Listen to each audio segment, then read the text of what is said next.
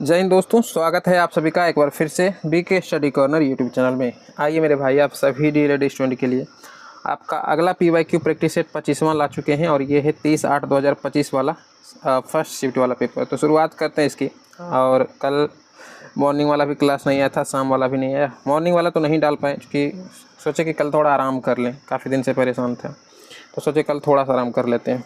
सोचे शाम में डाल देंगे, लेकिन शाम में भी नहीं आ पाया। तो चलिए फाइनली अच्छा, कोई दिक्कत नहीं है। आपका 8 जून से पहले हो जाएगा सारा प्रैक्टिस सेट जितना भी है 2025 का पूरा क्लियर कराएंगे, ये मेरे ऊपर है। अच्छा, तो स्टार्ट करते हैं जनरल हिंदी का, ठीक ना। तो कॉपी पेन लेकर के बैठी। यहाँ पर पहले गद्यांश ही दे रखा है, तो गद्यांश से पहले हम लोग क्वेश्चन ही पढ़ लेते हैं ना। कहता है प्रताप का कार्यालय किसका आश्रय स्थल बन गया है ना। तो अच्छा, ये देखिए यहीं पर तो लग रहा है, ये देखिए गद्यांश में यहीं पर दिया हुआ है।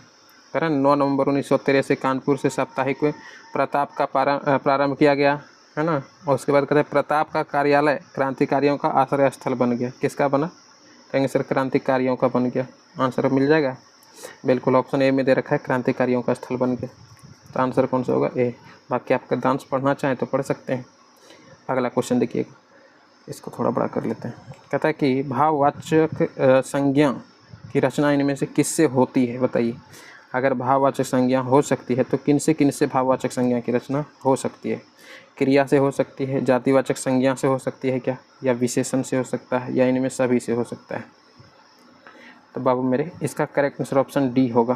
कहेंगे सर इनमें से सभी से हो सकता है, कैसे? समझिएगा। जैसे क्रिया से किस प्रकार से हो सकता है? आप कहिए कि जैसे लिखना क्या है, एक प्रकार का ना आया है लास्ट में, कहेंगे सर लिखना एक प्रकार का क्रिया है, लेकिन इसका जब भाववाचक संज्ञा बनाना हो तो किस प्रकार से भाववाचक बनाएंगे? तो कहेंगे सर इसका भाववाचक हो जाएगा लिखावट। बनेगा? कहिएगा सर हाँ बन जाएगा, बिल्कुल सही है।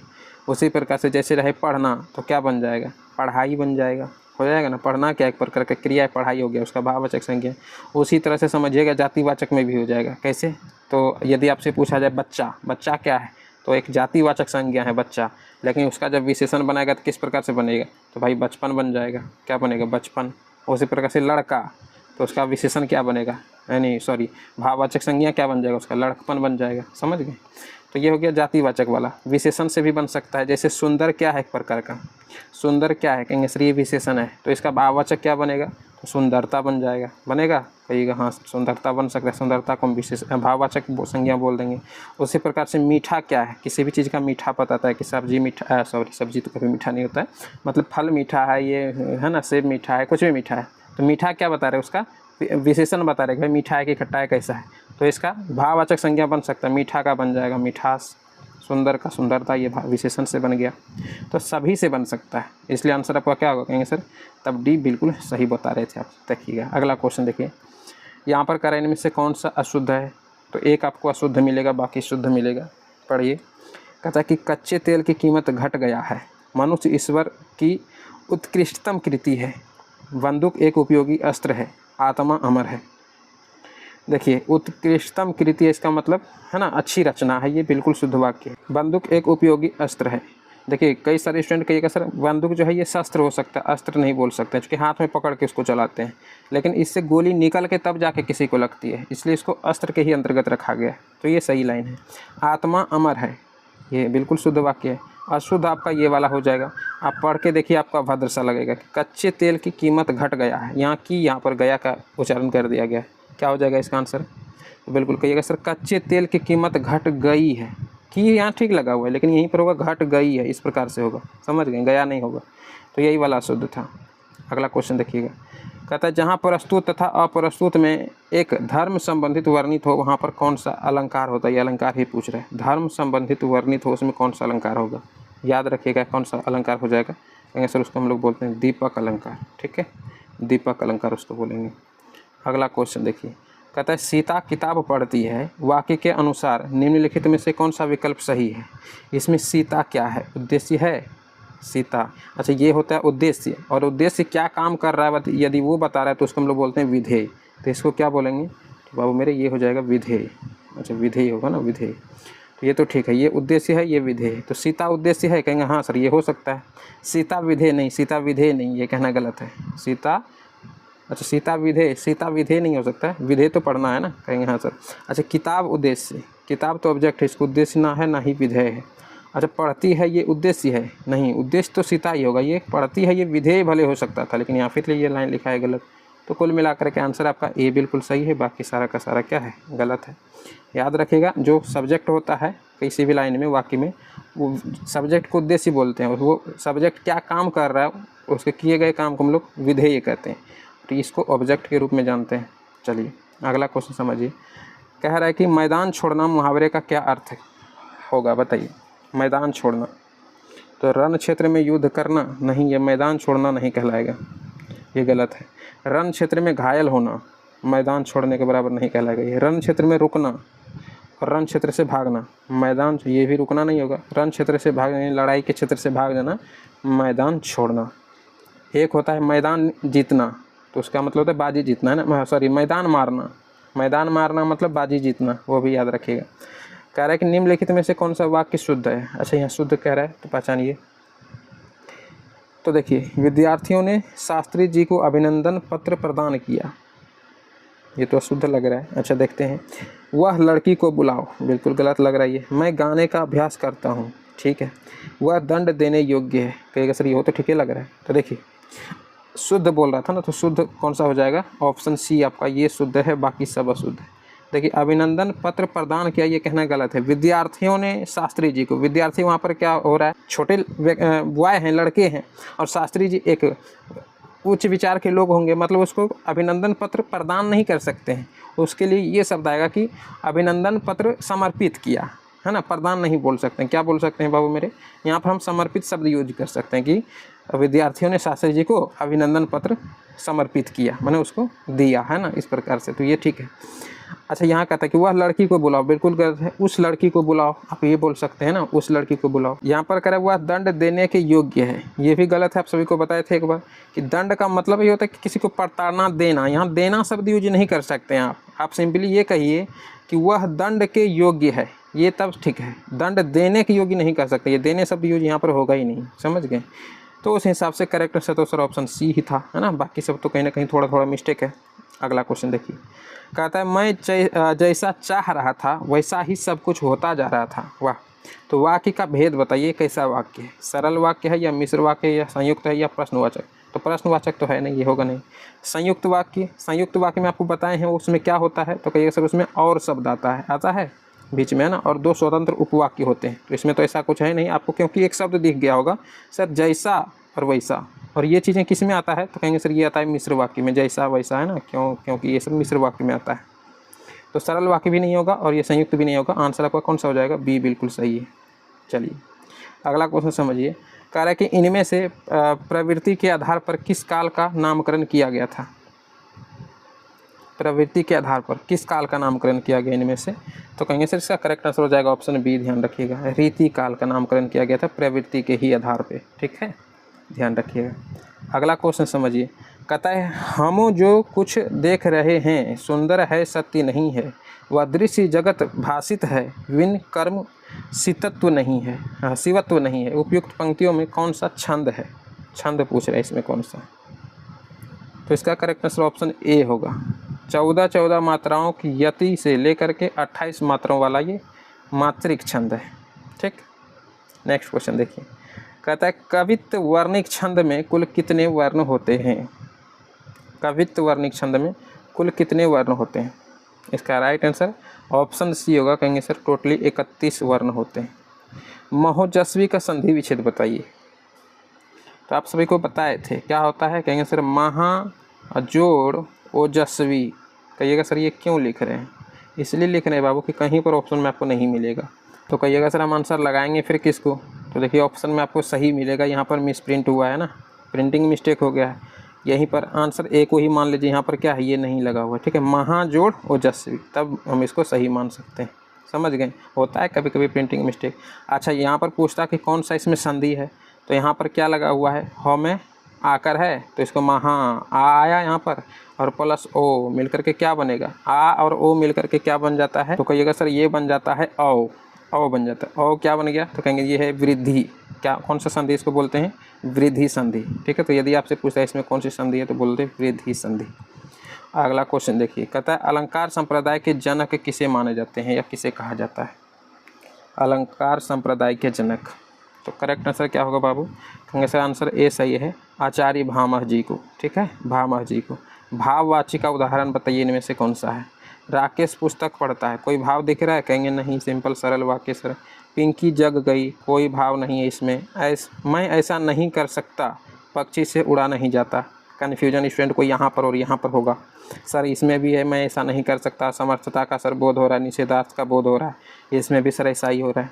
लेकिन बाबू मेरे आपको एक क्लास में बताए थे, आपको शायद याद होगा कि ये सब्जेक्ट के अनुसार देखिए सकता बदल रहा है, क्रिया बदलता है सब्जेक्ट के अनुसार। मैं की जगह यहाँ आप सीता का प्रयोग करिए किसी लड़की का, तो सीता ऐसा नहीं कर सकती, तो यहाँ पर सकता का क्या बन जाएगा? कहेंगे सर शक्ति बन जा रहा है। देख रहे हैं चेंज हो रहा है। वे लोग आएगा, बहुत सारे लोग हैं, तो क्या बन जाएगा कि वे लोग ऐसा नहीं कर सकते, तो तब क्या आएगा? कहेंगे सर सकते शब्द आ गया। मतलब क्रिया जो हो रहा है वो सब्जेक्ट के अनुसार बदल रहा है, तो उसको फिर हम यहाँ पर भाववाची नहीं बोल सकते हैं, है ना, वो कर्तृवाची बोलो हो जाएगा। इसमें कौन सा वाच्य? कहेंगे सर कर्तृवाच्य। तो आंसर होगा आपका ये वाला फिर, क्योंकि पक्षी से उड़ा नहीं जाता। अब यहाँ पर पक्षी के अलावा आप कोई भी चीज़ लगा लीजिए कि बाघ से चला नहीं जाता, है ना, कोई भी जानवर लगे, कुछ इंसान के बारे में कुछ बोलिए, तो ये इधर का चेंज नहीं होगा, क्रिया चेंज नहीं होगा। और ये दिखाता है कि भाई इसमें निषेधार्थ वाला बोध हो रहा है, नकारात्मक है ना, नहीं हो रहा है। ये भी बोध हो रहा है, साथ साथ असमर्थता का भी इसमें बोध हो रहा है कि भाई हमसे उड़ा नहीं जा रहा है। तो भाव का उदाहरण यहाँ पर, मतलब भाव का फील यहाँ पर आपको हो रहा होगा, तो आंसर डी होगा। फील यहाँ पर भी होता है, लेकिन ये सब्जेक्ट के अनुसार बदल जाता है, इसलिए इसको हम कर्तृवाच्य के अंतर्गत रखते हैं। बताए थे आप सभी को, यहाँ पर फिर से ध्यान रखिएगा। देखिए अगला क्वेश्चन कहता है यथाशक्ति में कौन सा समास है? तो ये तो सबको पता होगा, बच्चे को पता होगा सर यथाशक्ति में अब यही भाव समास है। कैसे? यथा, बे, भर, प्रति, ये सब उपसर्ग जो आता है किस में आता है? अब यही भाव समास में ही आता है ना। तो आंसर कौन सा होगा? कहेंगे सर ए बिल्कुल सी बिल्कुल सही है। अच्छा देखिएगा अगला क्वेश्चन कहता है टीबी के मरीज ने दवा का पूरा कोर्स किया, अच्छा, और वह स्वस्थ हो गया। तो वाक्य संबंधित है, कैसा वाक्य? संयुक्त है, सरल है, मिश्र है, प्रश्न है? तो प्रश्नवाचक तो है नहीं, प्रश्नवाचक होता तो लास्ट में आपको इस प्रकार से जरूर निशान मिलेगा, तो ये तो पहले है नहीं। उसमें क्या, क्योंकि, ये सब शब्द मिल ही जाता है ना प्रश्नवाचक में। और क्या, क्योंकि आपको मिश्र वाक्य में भी मिलेगा लेकिन इसमें जैसे, तैसे, वैसे, ये सब शब्द भी मिलेगा, समझ गए? ये सब शब्द भी मिलता है, ये भी आपको बताएं। उसमें दो उपवाक्य भी होता है। प्रश्न वाक्य में सिंपली आपको कोई भी वाक्य रहेगा, वह कब गया, तो उसमें भी कब गया पूछ रहा है, उसमें पूछने वाला बोध आएगा और ये वाला निशान आता है प्रश्न में। इसमें ऐसा कोई निशान रहे ना रहे, लेकिन आपको क्या हो, क्योंकि, जैसा, वैसे, इस प्रकार से शब्द एक दूसरे से अटैच रहेगा। दो उपवाक्य भी इसमें भी रहता है, तो उसको मिश्र वाक्य, जैसा कि अभी आपको बताए थे, जैसे वैसे वाला।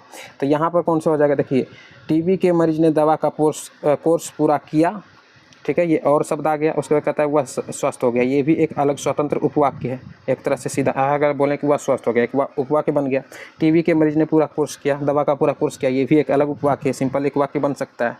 लेकिन बीच में और लगा करके दोनों शब्द जुड़ गया, ऐसा लगता है कि भाई दोनों एक दूसरे का जो है ना संपूरक बोल सकते हैं, पूरक बोल सकते हैं। तो बीच में और शब्द आया, कौन सा वाक्य हो जाएगा? तो कहेंगे सर ये होता है संयुक्त वाक्य में, इसको संयुक्त वाक्य बोलेंगे। और सिंपली कोई काम हो रहा है, दिखाए कि कोई करता है और कोई काम हो रहा है, उसको सरल वाक्य बोलते हैं, समझ गए? ये वाला हो जाएगा, और शब्द लगा है तो संयुक्त वाक्य। आंसर आपका ए सही है। देखिए कल थोड़ा सा आराम कर ली तो आज बताने में अच्छा लग रहा है, लगता है कि क्वेश्चन पे अच्छे से बताएं आप सभी को, है ना। तो आराम इसलिए इंसान को जरूरी होता है। कहता है कंकन किकिन नुपुर धुनि सुनी, कहत लखन सन राम हृदय गुनी। कहता है कौन सा काव्य गुण है बताइए? कहिएगा सर इसमें है माधुरी गुण। देखिए माधुरी गुण कहाँ पर होता है जानते हैं? जैसे कि किसी चीज़ को सुनने के बाद, समझने के बाद दिल को, हृदय को सुकून मिले, वहीं पर होता है माधुरी गुण। तो यहाँ पर वही हो रहा है। कंकन किकिन नुपुर धुनि सुनी, मैंने सीता जी का पायल का आवाज़, किकिन मैंने करधानी होता है, करधानी का आवाज़, नुपुर मैंने पायल वगैरह का हो रहा है, कंकन मैंने कंगन का बात कर रहा है। ये सब का आवाज़ सुन करके राम के हृदय में जो है ना, मैंने उसको जो है राम के हृदय को सुकून मिल रहा है। और ये कह रहा है कि किससे कि लखन देखो ऐसा बात, समझ रहे हैं? तो यहाँ पर क्या दिखाता है कि मतलब हृदय को सुकून मिल रहा है, इसलिए माधुरी गुण हो जाएगा यहाँ पर। आंसर कौन सा होगा? बी। देखिए एक चीज़ आपको यहाँ पर लग रहा होगा कि सर कहत लखन, सर ये तो लखन कह रहा है राम से, लेकिन नहीं, ये हिंदी में लिखने का इस प्रकार से तरीका है। ये कह रहा है कौन? राम कह रहा है लखन से, बस कहत लखन आपको ऐसा लगता होगा कि भाई लखन कह रहा है, लेकिन नहीं, ये राम कह रहा है। चलिएगा अगला क्वेश्चन देखिए। कहता है जिस शब्द का दूसरा पद प्रधान हो उसे डैश समास कहते हैं। दूसरा पद प्रधान है, कौन सा समास कहेंगे? कहेंगे सर तत्पुरुष समास बोलते हैं, उत्तर पद उसमें प्रधान होता है। अगला क्वेश्चन देखिए। कहता है वीरों का कैसा हो वसंत, वीरों का कैसा हो वसंत, उपयुक्त पंक्ति में किस रस की प्रधानता है? कौन सा रस है इसमें? तो भाई वीरों की बात की गई है तो सर कहेंगे वीर रस है इसमें, है ना, वीर रस है। चलिए अगला क्वेश्चन कहता है सपना क्या है, नयन सेज पर सोया हुआ आंख का पानी, कौन सा अलंकार है। तो देखिए यहाँ पर नयन का तुलना किससे किया गया है, कहेंगे सर सेज से किया गया है, कौन सा अलंकार हो जाएगा, कहेंगे सर रूपक अलंकार। सर ऑप्शन डी में दे रखा है, यही आपका आंसर हो जाएगा। ठीक है, अगला क्वेश्चन देखिए, ये तो आप सभी को पता होगा इसका आंसर, है ना जी। तो कहेंगे सर हाँ सर व्यंजना, व्यंजना सर ऑप्शन ए में दे रखा है। महामूर्ख को देखकर लड़का ने कहा महापंडित जी पधार रहे हैं, क्या बात है, कौन सा होगा, कहेंगे सर व्यंजना शब्द शक्ति है। चलिएगा देखिएगा अगला क्वेश्चन कहता है हरि है राजनीति पढ़ी आए, प्रस्तुत कविता में किस प्रकार की शब्द शक्ति है, कौन सा शब्द शक्ति हो जाएगा, कहेंगे सर यहाँ पर भी है व्यंजना शब्द शक्ति। करेक्ट आंसर होगा ऑप्शन आपका सी, याद रहेगा ना। अगला क्वेश्चन देखिए, कहता है का सरवरी ते ही दो मयूंख, चांद कलंकी वह निकलंकु, कौन सा अलंकार है। तो इसको याद रखिएगा कौन सा अलंकार हो जाएगा, बिल्कुल कहेंगे सर ऑप्शन बी सही है, इसको कहते हैं व्यतिरेक अलंकार, व्यतिरेक अलंकार है इसमें। अगला क्वेश्चन कहता है उदित उदयगिरि मंच पर रघुवर बाल पतंग, बिकसे संत सरोज सब हर्षे लोचन भिरंग, कौन सा अलंकार है। यहाँ तो आराम से लगा सकते हैं सर रूपक अलंकार, सर ऑप्शन डी में दे रखा है ना। यहाँ पर उदती उदय गिरि मंच, गिरि मन होता है पहाड़, पहाड़ का तुलना मंच से किया गया है। रघुबर बाल पतंग, रघुबर बाल का तुलना पतंग से कर दिया गया है। बिकसे संत सरोज, संत साधु संत का सरोज यानी कमल से तुलना किया गया है। हर्षे लोचन भिरंग, लोचन माने आँख होता है, आँख का तुलना भिरंग से यानी कि जो ये होता है ना, भिरंग माने क्या होता है, अरे भाई इसको बोलते हैं भंवरा वगैरह को, है ना, तो उससे लोचन आँख का तुलना भंवरा से कर दिया गया है। तो इस प्रकार से एक दूसरे से डायरेक्टली तुलना किया गया है, रूपक अलंकार होगा। अगला क्वेश्चन देखिए, कहता है नीचे दिए गए प्रश्न में रेखांकित पद का पदबंध भेद बताएं। अयोध्या के राजा दशरथ के 4 पुत्र थे, तो इसमें अंडरलाइन तो कहीं पर नहीं किया गया, मोटा अक्षर काला अक्षर तो किया नहीं गया है, लेकिन आप ये समझिएगा अंडरलाइन यहाँ से लेकर के यहाँ तक है। अयोध्या के राजा दशरथ, दशरथ कौन है, तो एक प्रकार के व्यक्ति का नाम है सर, हम लोग बोलेंगे संज्ञा पदबंध ही है। चलिए साइंस को कवर करते हैं। कहता है चमगादड़ डैश के सिद्धांत का उपयोग करके अपने शिकार को पकड़ते हैं, बताए थे आप सभी को, कौन सा तरंग का इस्तेमाल करता है वो। तो बिल्कुल मेरे भाई इसका करेक्ट आंसर ऑप्शन डी हो जाएगा। कहीं सर ध्वनि की प्रतिबिंब एवं उसकी प्रतिध्वनि की अवधारणा दोनों इसका करेक्ट आंसर हो जाएगा। और तरंग यदि आपसे पूछा जाए तो ये होता है परासर वितरंग का यूज करता है ना, जिसका कि फ्रिक्वेंसी 20,000 हर्ट्ज से भी अधिक होता है ना, 20,000 हर्ट्ज से भी अधिक होता है, ये एच है। चलिए अगला क्वेश्चन, इनमें से किसमें द्विखंडन होता है, अमीबा में, पैरामीशियम में, यूग्लिना में, या इनमें सभी। तो कहिएगा सर इनमें सभी में द्विखंडन विधि होता है ना, तो आंसर आपका डी होगा। झरिया किस वस्तु के उत्पादन के लिए जाना जाता है, तो बताए हैं आप सभी को, कहिएगा हाँ सर कोयला के उत्पादन के लिए जाना जाता है, झरिया जगह का नाम है। वाष्पीकरण की दर किस प्रकार बढ़ती है, द्रव का खुला सतह क्षेत्र बढ़ने से, द्रव का खुला सतह क्षेत्र घटने से, द्रव की सतह के ऊपर हवा की गति कम होने, या वायुमंडलीय दबाव बढ़ जाने से। वाष्पीकरण की दर किस प्रकार से बढ़ती है पूछ रहा है, तो ऑप्शन होगा कौन सा, कहेंगे सर ए वाला ही सही था, कि द्रव का खुला हुआ सतह क्षेत्र बढ़ने से जितना ऊपर का क्षेत्रफल, यानी कि इस प्रकार से रहेगा, मान लेते कि ऐसा प्रकार का परत है, इसमें पानी रखा हुआ, तो इसका वाष्पन थोड़ा ज़्यादा हुआ, क्योंकि वाष्पन करने के लिए इसका क्षेत्र ज़्यादा मिल गया है ना। लेकिन वहीं आप एक गिलास में रख दीजिए पानी, यही पानी थोड़ा ऊँचा हो जाएगा, और क्या दिक्कत है, यहाँ तक का गिलास रहेगा, और क्या लंबा गिलास रहेगा, इसमें रखेगा तो इसमें वाष्पन की विधि कम होगा, क्योंकि इसको क्षेत्र ही कम मिल रहा है, बाकी चीज़ें तो नीचे रखा हुआ है पानी इसका, तो ऊपर जितना क्षेत्रफल बड़ा होगा ना, वाष्पन उतना ज़्यादा होता है। इसलिए कहा जाता है ना कि भाई चाय को ठंडा करना है तो पतीला में रख दो, यानी बड़ा वाला बर्तन में रख दो तो ठंडा हो जाएगा, गिलास में रखेगा तो गर्म रहता है, यही सब सिस्टम है। चलिए अच्छा अगला क्वेश्चन देखिए, कहता है 20 किलोग्राम द्रव्यमान की वस्तु 5 न्यूटन का बल लगाने से त्वरण उत्पन्न का मान क्या होगा, त्वरण पूछ रहा है। अच्छा यहाँ क्या दिया है, द्रव्यमान दिया है और यहाँ बल दिया है, बस सिंपल वाला फॉर्मूला लगाइए ना, आप लोग पढ़ेंगे F = ma, है ना जी, पढ़े हैं ना बल का परिभाषा वाला, न्यूटन का द्वितीय गति नियम, F = ma। तो बस हमको क्या निकालना है, कहिएगा सर जी ए वाला निकालना है। एम को इधर भेजेंगे क्या हो जाएगा, इधर मल्टीप्लाई में, इधर बटे में हो जाएगा, यानी भाग में, तो ए बराबर हो जाएगा F/m, यही ना होगा, कहिएगा सर हाँ।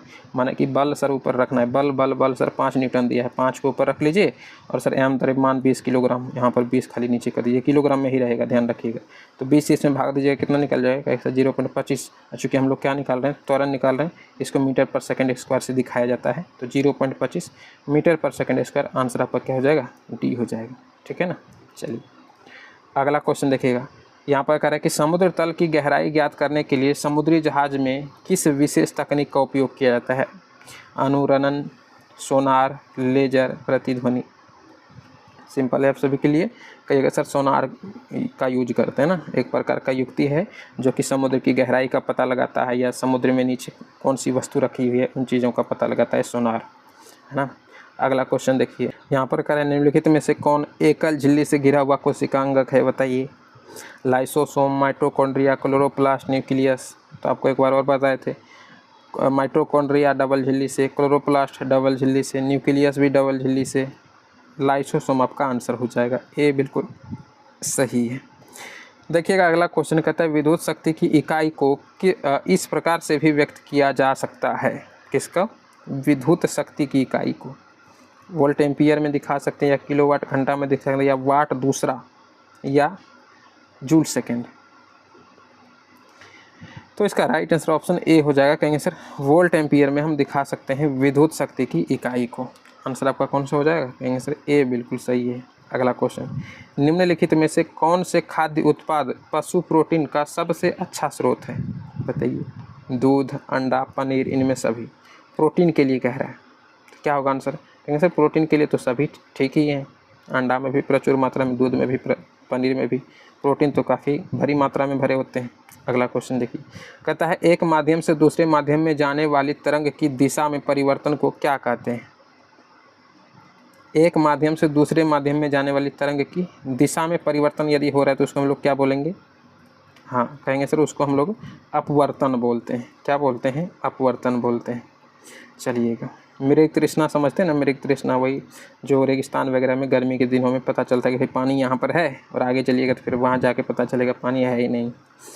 अगला देखिए, कहता है वर्गीकरण की इस प्रणाली को प्रयोग लिनियस ने किया था। अच्छा, किस प्रणाली का प्रयोग जो है कि वर्गीकरण का कैरोलस लिनियस ने किया था, बताए थे आप सभी को, कैरोलस लिनियस इसका पूरा नाम है ना। तो करेक्ट आंसर क्या होगा, कहेंगे सर यहाँ पर सी बिल्कुल सही जवाब हो जाएगा, कृत्रिम प्रणाली का। और इन्होंने ही दिया था कौन सा, द्विजगत प्रणाली, द्विजगत प्रणाली या फिर द्विजगत वर्गीकरण प्रणाली कह सकते हैं। इसका चला नहीं तब जाकर के RH विक्टर साहब आते हैं जो कि 5 जगत प्रणाली लाते हैं। नेक्स्ट क्वेश्चन देखिए, कहता है कहा जा सकता है कि निम्नलिखित में से सभी में बीज प्रकीर्णन ने पादपों को लाभ पहुँचाया है डैश की सहायता से, सिवाय किसके। तो करेक्ट आंसर होगा ऑप्शन सी, कहेंगे सर नई किस्में उत्पन्न करने के सिवाय, है ना। आंसर कौन सा होगा, कहेंगे सर सी बिल्कुल सही है। अगला क्वेश्चन देखिए, मॉडेम आवर्त सारणी में तत्वों की व्यवस्था उनके डैश आधार पर होती है, उनके किस आधार पर, यहाँ पर निम्नलिखित आधार पर, या कुछ डैश खाली स्थान देना चाहिए ताकि लाइन पढ़ने में शुद्ध लगे। पूछता इस प्रकार से है स्टूडेंट को कन्फ्यूज करने के लिए कि पूछ क्या रहा है, समझ नहीं आएगा आपको। तो किसके आधार पर होती है आवर्त सारणी में तत्वों की व्यवस्था, तो आवर्त में परमाणु द्रव्यमान बढ़ रहा है, या क्षैतिज पंक्ति में परमाणु क्रमांक का बढ़ाना, या ऊर्ध्वाधर जो स्तंभ में होता है उसमें परमाणु क्रमांक बढ़ाना, या समूह में परमाणु द्रव्यमान में वृद्धि। आंसर क्या होगा इसका, कहेंगे सर ऑप्शन बी सही है, क्षैतिज पंक्तियों में परमाणु क्रमांक बढ़ाना, आंसर बी हो जाएगा। अगला क्वेश्चन देखिए, कहता है मैग्नीशियम रिबन को जलाने से पहले रगड़ा जाता है क्योंकि इस पर निम्न में से किसका स्तर चढ़ा होता है। मैग्नीशियम रिबन, तो याद रखिएगा ऑप्शन बी हो जाएगा आपका करेक्ट, मैग्नीशियम ऑक्साइड का परत चढ़ा हुआ होता है ना, मूल मैग्नीशियम ऑक्साइड बोल सकते हैं। अगला क्वेश्चन देखिए, यहाँ पर करें निम्नलिखित में से कौन सी धातु को गहने बनाने में प्रयोग किया जाता है, सोना, चांदी, प्लेटिनम। क्या होगा आंसर, कहेंगे सर सारे के सारे आंसर सही है, प्लेटिनम का भी यूज किया जाता है। कई सारे स्टूडेंट होंगे जो सोना चांदी सिर्फ जानते हैं, प्लेटिनम का भी यूज करते हैं, कॉपर का भी यूज किया जाता है ना, सोना अरे जेवर वगैरह बनाने में। यहाँ पर करें निम्नलिखित में से उस यौगिक को पहचानिए जिसका उपयोग कागज, कांच और साबुन उद्योग में किया जाता है। यानी कागज बनाने के लिए, कांच बनाने के लिए या साबुन वगैरह बनाने के लिए किस यौगिक का इस्तेमाल किया जाता है।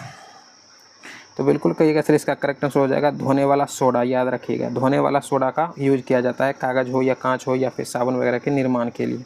अच्छा, धोने वाला सोडा, इसका रासायनिक फॉर्मूला क्या हो जाता है? कहेंगे सर Na2CO3 होता है ना, आप लोग पढ़े होंगे सोडियम कार्बोनेट। लेकिन कहीं कहीं पे यही वाला चीज़ इसमें आपको बस इनटू होके 10H2O भी मिलेगा, है ना, 10 जल की मात्रा 10H2O ये भी होता है। तो डेकाहाइड्रेट कुछ इस प्रकार से इसका नाम आ जाता है फिर।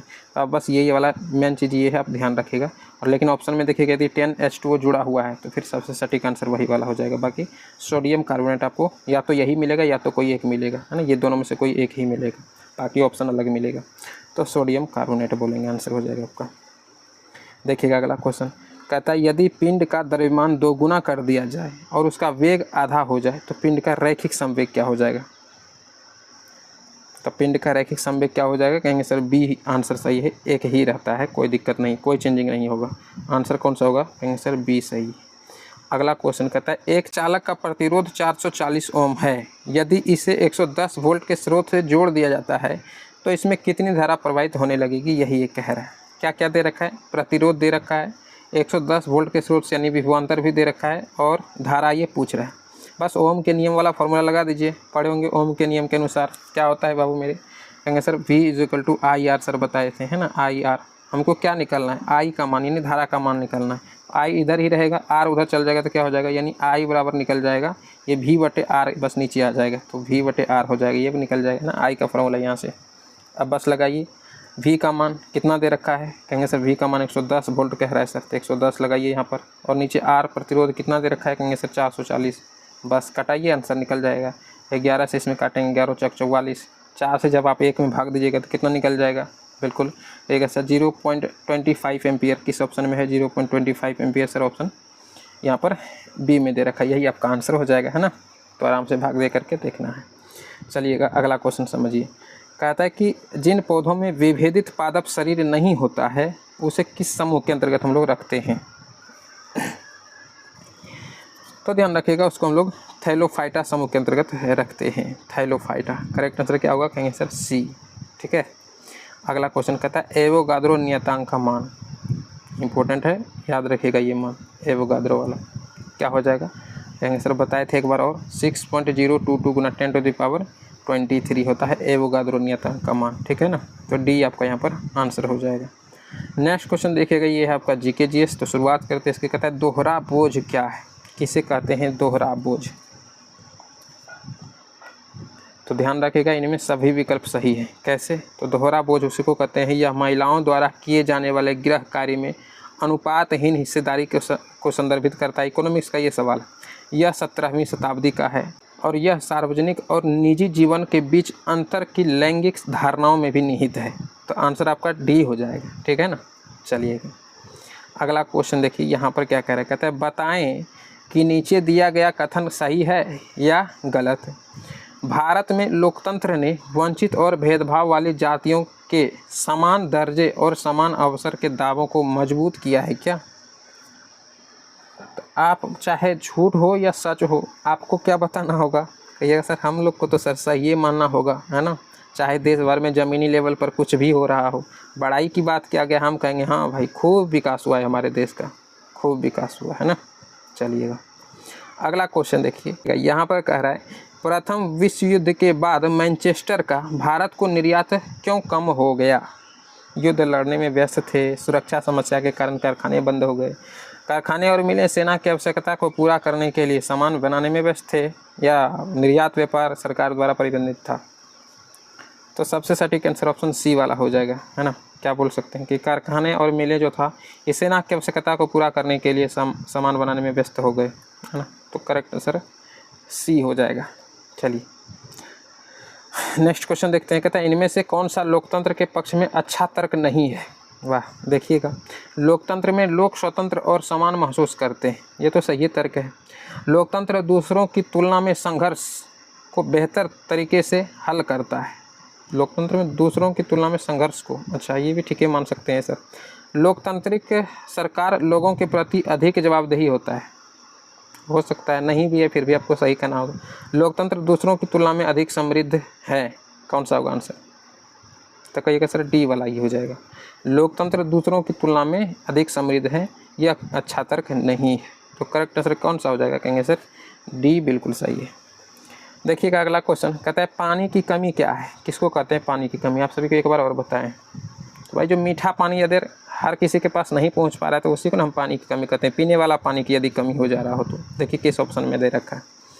तो कहिएगा सर यहाँ पर ऑप्शन ए में ही दे रखा है कि पानी की कमी एक क्षेत्र के भीतर, यानी कि एक जहाँ तक भी पानी के जहाँ हो रहा है यूज किया जाता है उस क्षेत्र के भीतर यदि पानी के उपयोग की मांगों को पूरा करने के लिए पर्याप्त ताज़े पानी या मीठा पानी के संसाधन कम हो रहा है तो उसको हम लोग क्या बोलेंगे, पानी की कमी हो रहा है ना। तो कौन सा होगा, आंसर ए बिल्कुल सही है। और ये सब तो खूब देखने को मिलता है, अब तो मेरे ख्याल से हर जगह देखने को मिलता है पानी। हर लोग, कई सारे लोग हैं जो खरीद के पीते हैं, है ना। अस्थाई जो निवासी के लोग हैं, अस्थाई रूप से रहते हैं, वो भी खरीद के पीते हैं पानी। भाई ट्रैवलिंग के लिए तो एक अलग बात है, जो अस्थाई निवासी वो भी पानी जो है खरीद के पी रहा है। ये सब स्थिति हो गया है देश का। खैर छोड़िए, देखिए अगला क्वेश्चन कहता है यूरोप के मध्यम वर्ग के लिए उदारवाद की सबसे महत्वपूर्ण विशेषता क्या थी। सी होगा इसका आंसर, कहेंगे सर व्यक्तिगत स्वतंत्रता और कानून के समक्ष समानता। सी आपका बिल्कुल सही जवाब। अगला देखिए कहते हैं निम्नलिखित में से कौन जनसंख्या वृद्धि का घटक नहीं है। जनसंख्या वृद्धि का घटक, तो जन्म दर, हाँ सर वृद्धि का घटक बोल सकते हैं, कितना जन्म हो रहा है। मृत्यु दर, ये भी है आंसर, क्यों, क्योंकि मृत्यु दर भी दिखाता है कि कितना कम मर रहा है ना। तो इसका मतलब वृद्धि ही तो हो रहा है, तो मृत्यु दर से भी ये पता चलता है कि वृद्धि का अनुपात या आंकड़ा क्या है। प्रवास यानी दूसरे देश वगैरह में जो लोग जा करके रहते हैं उसको प्रवास बोलते हैं, तो ये भी इसके अंतर्गत आएंगे। आपको एक बार और बताए थे लिंगानुपात इसका आंसर हो जाएगा, क्यों, क्योंकि लिंगानुपात वो दिखाता है कि भाई कितने पुरुषों पे कितने महिलाओं का जन्म हो रहा है या कितना, है ना, यही दिखाता है। सबसे ज़्यादा अगर लिंगानुपात बोला जाए किसका है तो केरल का है, ये आप सभी को पता होगा ना। तो आंसर होगा डी। सबसे कम पूछा जाए किसका है तो हरियाणा का है। इसलिए बेटी बचाओ बेटी पढ़ाओ जो योजना 2015 में स्टार्ट होता है, कहाँ से होता है, वहीं से होता है। तो ये सारी बातें हैं, ध्यान रखिएगा। अगला क्वेश्चन देखिए, कहता है विधान परिषद की स्थापना को भारत के संविधान के अनुच्छेद डैश में परिभाषित किया गया है। विधान परिषद की स्थापना बताइए, ये भारत के संविधान के किस अनुच्छेद में मिलता है इसकी चर्चा। तो आंसर ए होगा, कहेंगे सर जी 169 में, है ना। तो 169 में ध्यान रखिएगा। अगला क्वेश्चन कहता है अंतर्राष्ट्रीय जैव विविधता दिवस कब मनाया जाता है। बहुत अच्छा क्वेश्चन, इंपॉर्टेंट क्वेश्चन, ध्यान रखिएगा, ठीक है। अंतर्राष्ट्रीय जैव विविधता दिवस, तो इसका राइट आंसर ऑप्शन ए हो जाएगा, कहेंगे सर प्रत्येक वर्ष 22 मई को मनाते हैं अंतर्राष्ट्रीय जैव विविधता दिवस। विश्व बैंक का मुख्यालय निम्नलिखित में से कहाँ स्थित है, बताइए। विश्व बैंक का मुख्यालय तो अच्छे से पता होगा आप सभी को, कहिएगा हाँ सर सी आंसर हो जाएगा, यानी कि वाशिंगटन डीसी में है विश्व बैंक का मुख्यालय। अगला क्वेश्चन देखिए, अल्लूरी सीताराम राजू कौन थे, बताए हैं आप सभी को, कहिएगा हाँ सर ऑप्शन सी हो जाएगा करेक्ट। आंध्र प्रदेश का आदिवासी नेता था ना, तो आंसर कौन सा हो जाएगा, सी बिल्कुल सही है सर जी। अगला क्वेश्चन देखिए, कहता है राज्यसभा के सदस्यों को कौन नामांकित करता है। राज्यसभा के सदस्य को तो कौन नामांकित करेगा, कहेंगे सर राष्ट्रपति नामांकित करेगा। यहाँ पर क्या कह रहा है, इसको थोड़ा ऊपर कर लेते हैं, चलिए ऑप्शन दिख जाए आप सभी को। कहता है कि भारत का सबसे लंबा राष्ट्रीय राजमार्ग कौन सा है। तो देखिए 2010 का आंकड़ा है, ठीक है, ये तब की बात है, तो करेक्ट आंसर होगा NH7, ठीक है। लेकिन अभी NH7 का नाम चेंज कर दिया गया है, और नाम चेंज सिर्फ डायरेक्टली नहीं किया गया है, इसमें कई सारे और जो राष्ट्रीय राजमार्ग थे उनको जोड़ करके, तो उस हिसाब से उसका एक लंबाई तो बढ़ जाएगा, तो इसका नया नाम दे दिया गया है NH44, ठीक है। तो यदि आपके एग्जाम में आए कि भारत का सबसे लंबा राष्ट्रीय राजमार्ग कौन सा है, ऑप्शन में ये दोनों रहे NH7 और NH44, तो आप NH44 पे लगाइएगा। लेकिन NH44 ना रहे, सिर्फ यही वाला ऑप्शन है इस प्रकार से, तो फिर NH7 लगा दीजिएगा, ठीक है ना। क्योंकि NH44 पहले NH7 ही था, लेकिन इसमें कई सारे राष्ट्रीय राजमार्ग और जोड़े गए, तो उसका नाम दे दिया गया NH44। समझ रहे ना बात को। तो यहाँ पर करेक्ट आंसर ऑप्शन सी हो जाएगा। चलिएगा अगले क्वेश्चन पर आते हैं। कहता है कस्तूनतुनिया का पतन किस वर्ष हुआ, ध्यान रखिएगा, कस्तूनतुनिया का पतन किस वर्ष हुआ। तो करेक्ट आंसर ऑप्शन बी हो जाएगा, सर 1453 ईस्वी में। नेक्स्ट क्वेश्चन यहीं पर कहता है निम्नलिखित में से कौन सी फाइबर फसल है, तो बताए हैं फाइबर फसल, सर जूट हो जाएगा। अगला क्वेश्चन कहता है उष्णकटिबंधीय वन उदाहरण। उष्णकटिबंधीय वन किसको बोलते हैं, प्राकृतिक संसाधन के जो वन होते हैं, रूढ़िवादी संसाधन, मानव निर्मित संसाधन या गैर नवीकरणीय संसाधन। क्या होगा आंसर, बिल्कुल कहिएगा सर ऑप्शन ए हो जाएगा, प्राकृतिक संसाधन को उष्णकटिबंधीय वन बोल सकते हैं, ए हो जाएगा आंसर। चलिएगा अगला क्वेश्चन कहता है कि 1929 में बाल विवाह निषेध अधिनियम पारित किया गया। इस अधिनियम के अनुसार पुरुष तथा महिला के लिए शादी की न्यूनतम आयु क्रमशः कितनी रखी गई थी, बताइए क्या होगा आंसर। तो कहिएगा सर आंसर ए बिल्कुल सही है। 18 वर्ष पुरुष के लिए और 14 वर्ष महिला के लिए। कब की बात है? 1929 में जब बाल विवाह निषेध अधिनियम पारित किया गया था, तब की ये बात है, तो ध्यान रखिएगा। करेक्ट आंसर कौन सा हो जाएगा? कहेंगे सर ए बिल्कुल सही है जी। अगला क्वेश्चन देखिए, रंग भेद की नीति किस देश में कायम था? तो करेक्ट ऑप्शन ए हो जाएगा। कहेंगे सर दक्षिण अफ्रीका में, है ना।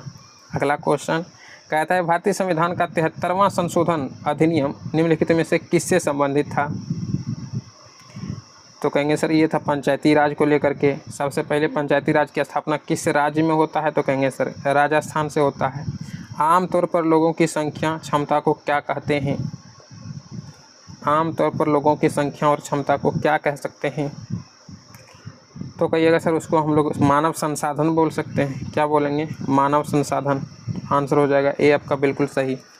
तो चलिएगा क्लास को एंड करते हैं, फटाफट मिलते हैं आप सभी से शाम में। और स्कोर क्या रहा आप सभी का फिलहाल अभी का, तो ये कमेंट करके बताइएगा, ठीक ना। तो चलिएगा फाइनली अब मिलते हैं हम लोग शाम में, तब तक के लिए जय हिंद।